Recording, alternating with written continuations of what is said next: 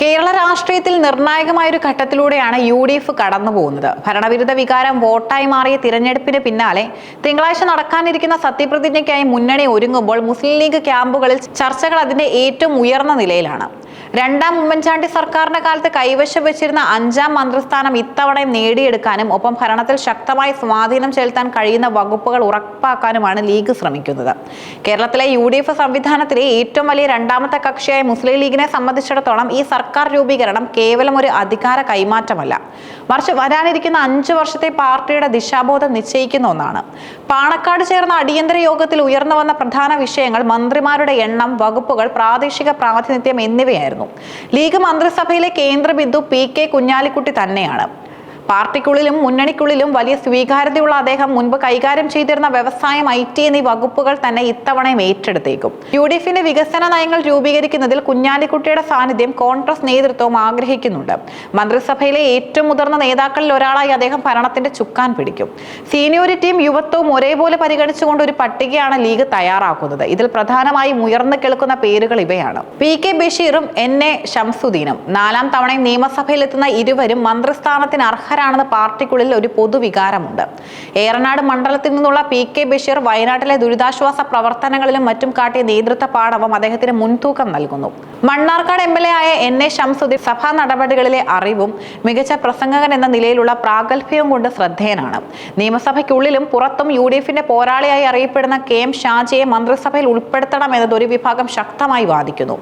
കണ്ണൂർ, മലപ്പുറം ജില്ലകളിലായി വേരുകളുള്ള ഷാജിക്ക് മന്ത്രിസ്ഥാനം നൽകുന്നത് പാർട്ടിയുടെ രാഷ്ട്രീയ പ്രതിരോധത്തിനും കരുത്തേക്കും. MK മുനീറിന്റെ പിന്തുണയും അദ്ദേഹത്തിനുണ്ട്. AKM അഷ്റഫ് ലീഗ് 5ാം മന്ത്രിസ്ഥാനം നേടിയെടുത്താൽ കാസർഗോഡ് ജില്ലയിൽ നിന്നുള്ള പ്രതിനിധിയായി അഷ്റഫിന് സാധ്യത തെളിയും. മഞ്ചേശ്വരം MLA ആയ അദ്ദേഹം വടക്കൻ കേരളത്തിലെ പാർട്ടിയുടെ സ്വാധീനം ഊട്ടിയുറപ്പിക്കാൻ സഹായിക്കും. ഇത്തവണത്തെ വകുപ്പ് വിഭജനത്തിൽ വലിയ വിട്ടുവീഴ്ചകൾക്കും ഒപ്പം കർശനമായ ആവശ്യങ്ങൾക്കും ലീഗ് തയ്യാറെടുക്കുകയാണ്.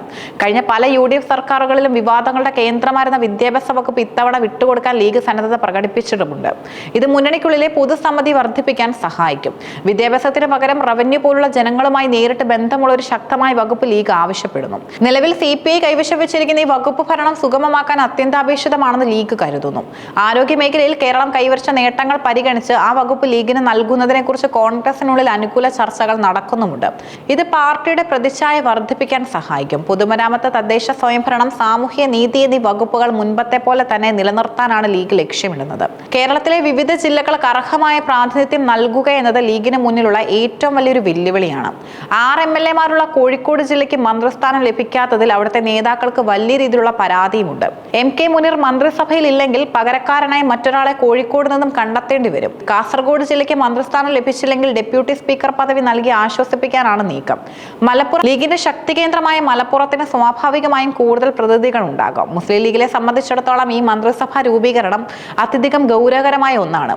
ഭരണത്തിന്റെ ഗതിവിധികൾ നിയന്ത്രിക്കുന്നതിൽ ലീഗ് വഹിക്കുന്ന പങ്ക് ഇത്തവണ വലുതായിരിക്കും. UDFന്റെ സീറ്റ് വിഭജന ചർച്ചകൾ പൂർത്തിയാകുന്നതോടെ ഞായറാഴ്ചയോടെ അന്തിമ ചിത്രം വ്യക്തമാകും. വിദ്യാഭ്യാസ വകുപ്പ് വിട്ടുകൊടുക്കാനുള്ള ലീഗിന്റെ തീരുമാനം മുന്നണിക്കുള്ളിലെ ഐക്യം വർദ്ധിപ്പിക്കുമെന്നും പകരം ചോദിക്കുന്ന വകുപ്പുകളുടെ കാര്യത്തിൽ വിട്ടുവീഴ്ച ഉണ്ടാകാൻ സാധ്യതയും കുറവാണ്. തിങ്കളാഴ്ച നടക്കുന്ന സത്യപ്രതിജ്ഞ കേരള രാഷ്ട്രീയത്തിൽ ഒരു പുതിയ അധ്യായത്തിന് തുടക്കം കുറിക്കുമെന്നതിൽ സംശയമില്ല.